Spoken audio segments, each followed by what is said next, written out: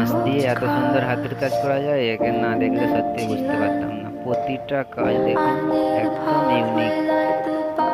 বাঁশের হাত পাখা, ওয়াও, সবটাই সবটাই একদম ইউনিক জিনিস বানিয়েছে।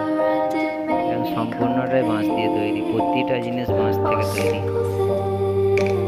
ভাবা যায় কত সুন্দর অ্যাট্রাকটিভ জিনিস,